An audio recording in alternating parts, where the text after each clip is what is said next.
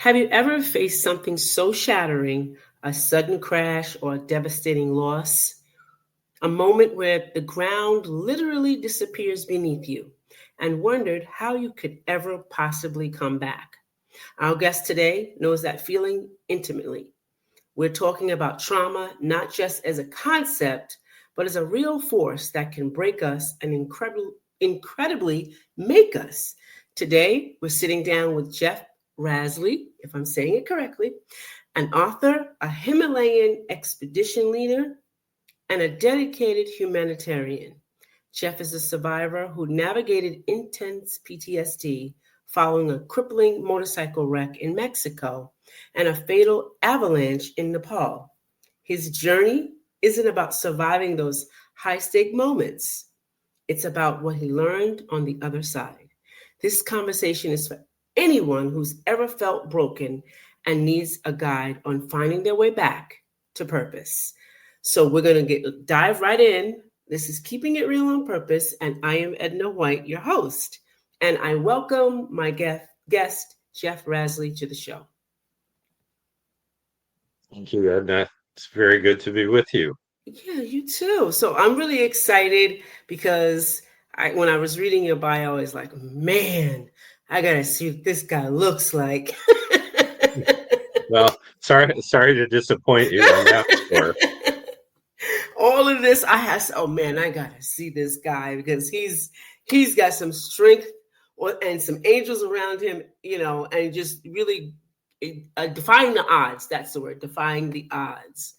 So tell us about, how you show up in the world, because I know some of it, but the audience doesn't know.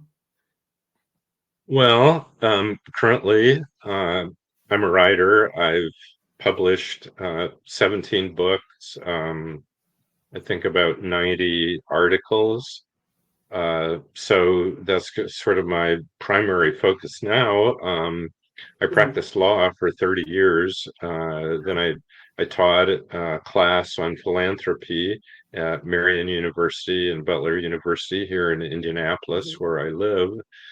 And I've been married to the same woman for 50 years. Wow. Alicia. We were college sweethearts at the University of Chicago. And we have two grown kids, and I have a poppy cat who's wandering around and who every now and then sticks her tail where the camera can see her. That's wonderful. Jeff, your life has included two life-altering events: the motorcycle wreck in Mexico and the avalanche in Nepal. Most people can't even imagine that level of crisis. In this immediate aftermath of either of those crises, what was the first thought or feeling that signaled this was more than just a bad day? Well, yeah. So I was 19 when I was on a motorcycle with a passenger on the back who I had actually just met that day down in Mazatlan, Mexico, and we were riding into town from a camp, and we came to a cross street. I looked both ways, started to cross, and then there was just an explosion, and I went flying through the air, and we had been T-boned by a car. I flew over the handlebars, landed on all fours, sort of cat-like, and my only injuries were I cracked my radius forearm and broke my shoulder, but my passenger, wonderful guy named Bob Dell, who had taken my buddy, Tim Kosnoff, who he and I had ridden over 4,000 miles together from Indiana down through Mexico. But Bob and his friend Gene took us in. We're kind of looking out for us because Tim's motorcycle was stolen that day. Wow. So within a matter of hours, my riding partner's motorcycle was stolen with everything, his pack, all of his clothes, his money. and then I was hit, and my motorcycle was wrecked, and Bob was really very seriously injured, and we were taken to a hospital. But you asked what was my immediate reaction. So Mhm. I was in shock. I mean, Yeah. a state of shock. But I saw Bob in the street with bones sticking out from his shoulder and his hip. Um, and I just started yelling for an ambulance, get an Right. ambulance, and which eventually an ambulance came, and we were taken to a hospital. Right. That's tough. That's really tough. There's a lot of like I know I've been in a car accident, and and I didn't even think about PTSD from after it. But I know that there's an amount of PTSD that you experience. Can you talk about that?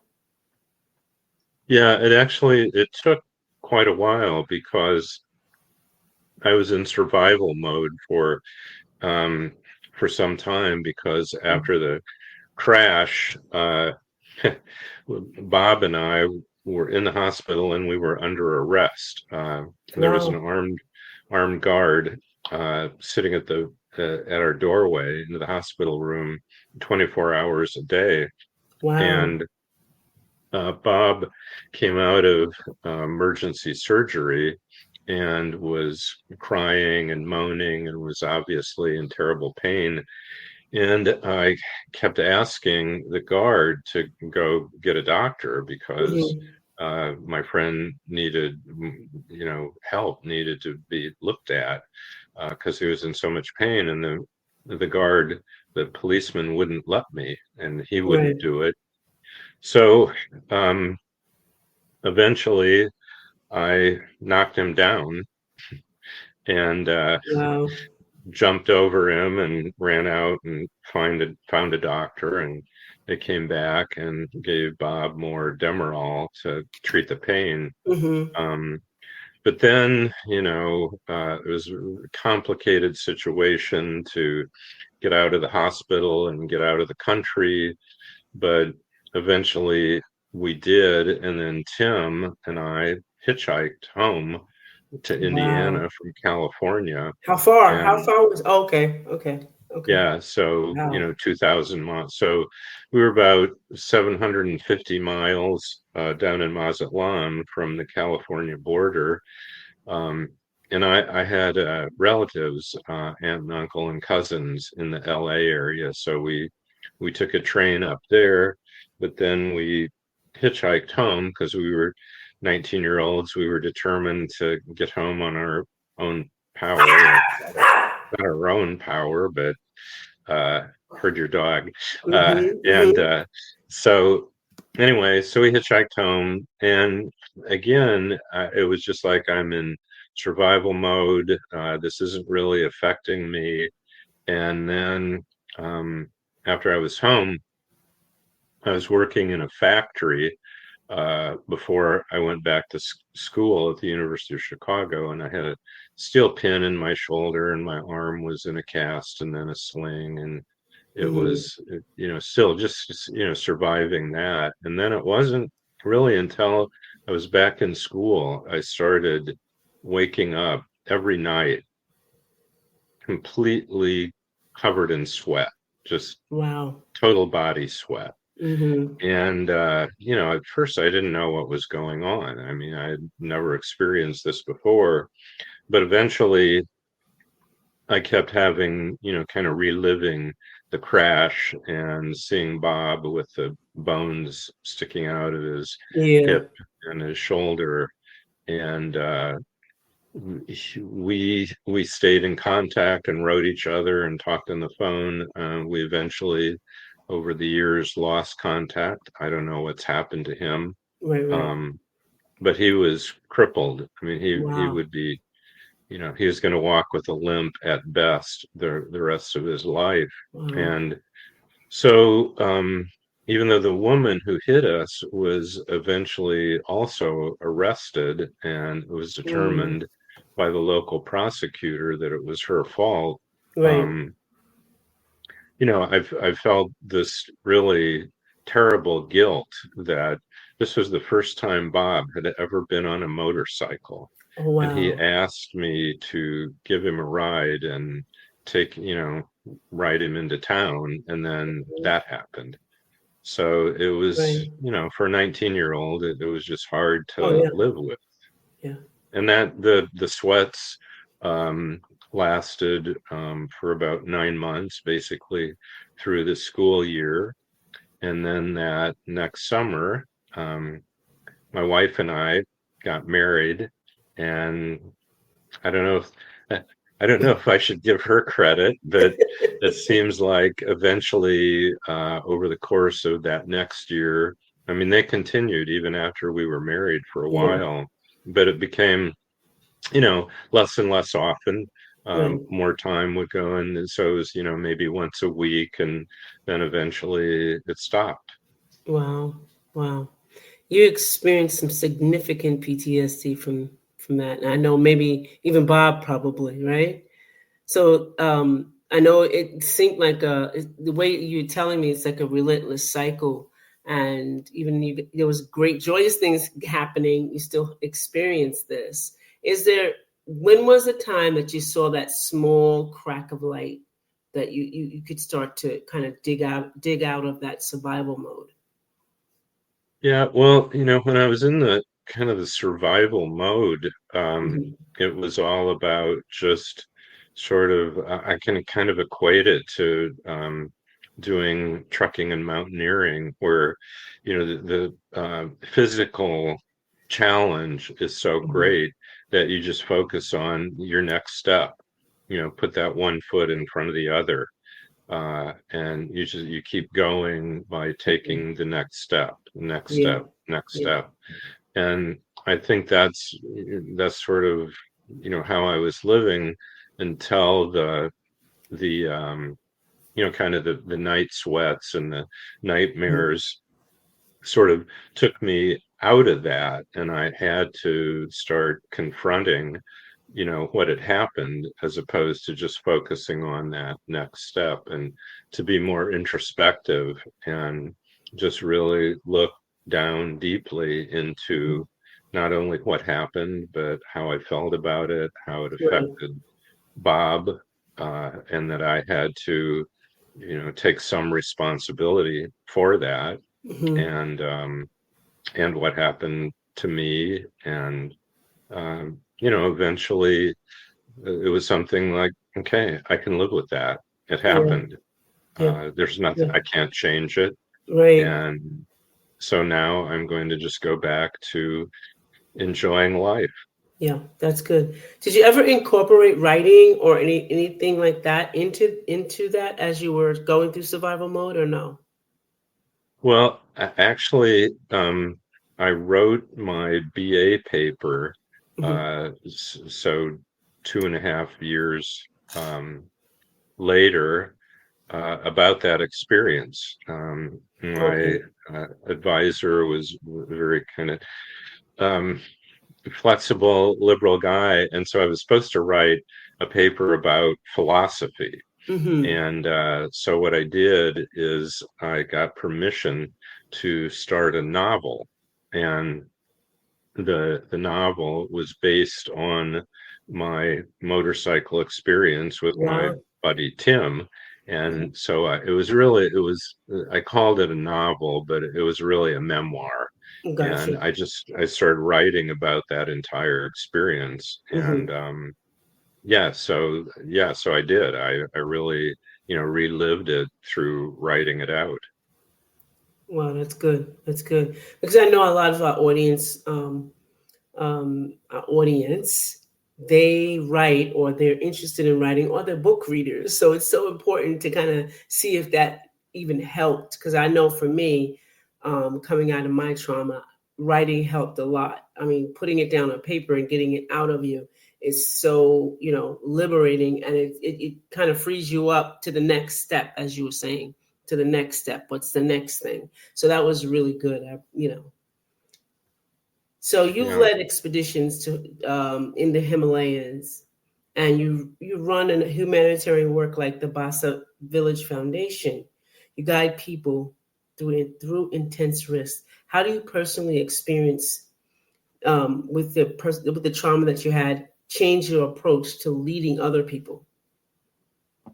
Well, so I had been I started going to Nepal in 1995 and had done a couple mountaineering expeditions, but not as a leader. And on the third mountaineering expedition, Mm-hmm. when we were trekking out from the mountain, so climbing experience was over, we're just trekking out to get back to Lukla village, which is Mm-hmm. high up in the mountains, and it's an airstrip, and we're going to fly back to Kathmandu. And there had been avalanches all the time that we were up in the mountains this time. And, but they'd been in the distance and wasn't really dangerous for us. And we were going across this high pass. It was 15,000 feet high, but, Mm-hmm. compared to a 22,000 foot high mountain, no big deal. We're just, getting through it. But the snow had gotten really, really deep, and it was thigh high as we were going across this pass. And what happens when there's a lot of snow, Mm-hmm. if there was warm weather before that, which there was, then there's this sort of division. There's the Okay. soft uh, where it's warm and the snow is piled up on top of that, and it can become dangerous because this snow up here because of that difference in the layer, can start falling The off slide. on a Mm-hmm. steep incline and turn into an avalanche. So that's exactly what happened. And above us, actually on a higher ridge, were three Nepali porters, and they weren't the porters from our group, but they were Mm-hmm. porters from another climbing team. Okay. And we heard this roar and immediately, knew the sound. This was an avalanche and it was up above us. And so there were four of us, our guide, and then our three climbers. And we just started running, or actually four climbers, so there were five of us. So we Mm-hmm. just started running down the incline, down the mountainside. And by the time the avalanche got to us, it was just what we call spin drift. It was just like you're inside a blizzard, Mm. just sleet and snow, but no boulders, no flying rocks, nothing that's really gonna hurt you. So you can't really see because it's just Right. so thick. But so we got down to the bottom of this mountainside, and the three porters that we had seen up above us before were just gone. Um, we didn't know what happened to them, but we found out later that they had been killed. They were Mm. wiped out by the avalanche, and the avalanche separated us from our porters, who were carrying all of our heavy baggage, the tents and cooking supplies, all that kind of Mm-hmm. stuff. We had just our own backpacks with our own gear.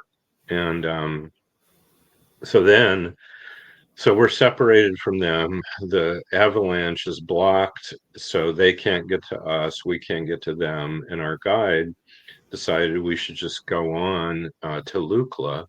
So the five of us, the um, four climbers, four Westerners, and the guide, we had to cross three streams to get to Lukla, and each stream was getting higher and higher. So, like the first one was ankle deep, next Mm-hmm. one was knee deep, the next one was thigh deep, and but we made it to Lukla. We were soaked and freezing, but we were there. We were safe, and we were staying at um, a lodge.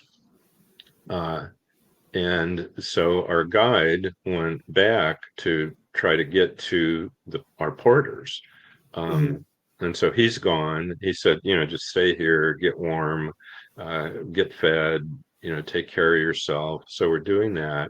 And the woman who runs the lodge, in Nepal, you call them Didi, which means big sister. So our Mm-hmm. Didi is looking out for us. And then she comes to us that evening and she's very upset. And what's happened is her brother was on a flight flying in from Kathmandu to Lukla, and the plane crashed. And it turned out that everybody in that plane was killed, including her Mm-hmm. brother. Wow. But at first, we don't know what's happened to them. We don't know what's happened to our porters. So we wait all night long, and eventually, late in the next day, the the good news is our guide Seth comes back with our porters. Um, he had to carry one of them because he was had severe frostbite, but they made it back. Brought all of the tents and all the gear with them. Mm-hmm. They were soaking wet because by the time they got to the river, it was neck high, and Seth had to create a rope Yeah. bridge, and he had to go back and forth, and he was just amazing. I mean, Yeah. amazing, courageous, strong guy. Yeah. What Which, lessons about fear do you now pass on to the leaders, though? Out of all that you've done now, what lesson do you about fear do you pass on to leaders? well, I would say perseverance. Okay. That you just if you're afraid of something, you just look it in the eye and face it down Mm-hmm. and go on. And then that sort of back into the survival mode of Right. next step. Just take Next that step. next step. Yeah. Yeah. Yeah. You're now a prolific author. It seems you repurposed a lot of the pain and you transform a lot of the chaotic past into purposeful communication after writing all those books and all those papers. For listeners who are currently struggling through their own wreckage right now, what's the most crucial step you took successfully to find meaning or purpose after those disasters? Well, it took a long time, I suppose, to reach this understanding, but eventually it occurred to me that um, living your life is like creating a work of art. Oh, that's nice. And so every day you are adding to that work of art. Yeah, And as an artist, you want to make it beautiful. right. And so the banner on my website is live your life like it's a work of art and make it beautiful. That's And beautiful. that's, That is nice. kind of That's the, very nice. thank you. I Yes, mean, that's sort of the fundamental philosophy that absolutely. I try to live by. Yeah, that's beautiful. I like that. What are you working on anything right now? Yeah, I'm actually working on two projects. One is with my wife. Mhm. During COVID, we started visiting small towns all over Indiana, and we've been Okay. to over 250 of them. Wow. And we research each town, take photographs, do a post in Facebook about each town, but we're compiling it very slowly into a book That's about beautiful. small town Indiana. Right. And then I'm writing an autofiction book, meaning a novel based on real experience, which is I was a law clerk for a guy my senior year in law school who was the hottest criminal defense attorney in the Midwest. And he handled a number of high profile criminal cases. And it was fascinating to work for him, but it's Mhm. also a tragic story because he went from being this high profile guy. He was written up in Playboy magazine and Oh, things wow. like that, Yeah. to getting involved in cocaine, ended up losing his law license, going bankrupt, and fleeing the country. Mm-hmm, mm-hmm. um, So it's a kind of the rise and fall story based on him, but it's fictionalized. Okay. Yeah, they say little fiction is always a little nonfiction in there, just a little Well, bit. yeah. Nowadays, can we tell the difference between Right. I don't fiction think and so. nonfiction? Right. That's right. That's right. Listen, Jeff, we've been talking with you, your incredible story, and I want to thank you for that, turning tragedy into transformation. What you share with us today is resilience. Isn't something that you're born with. It's something you build in the aftermath of being broken. And I like that. I like that your story, and I know your journey will prove special to those in the audience, and even to end their own trauma and to see it in a different light. Like you said, take your life and create it like it's a work of art, and that's a great lesson all in itself. Is there one thing that you could tell our audience who is struggling right now with trauma or feel broken, and what you could tell them? One last thing. Okay, yeah, you will live through it. You will live through it. You just take that next step Oh, that's and awesome. create your life like it is a work of art because it can be beautiful. Awesome. That's right. So go find Jeff's 17 books and his incredible humanitarian work with Bassa Village Foundation.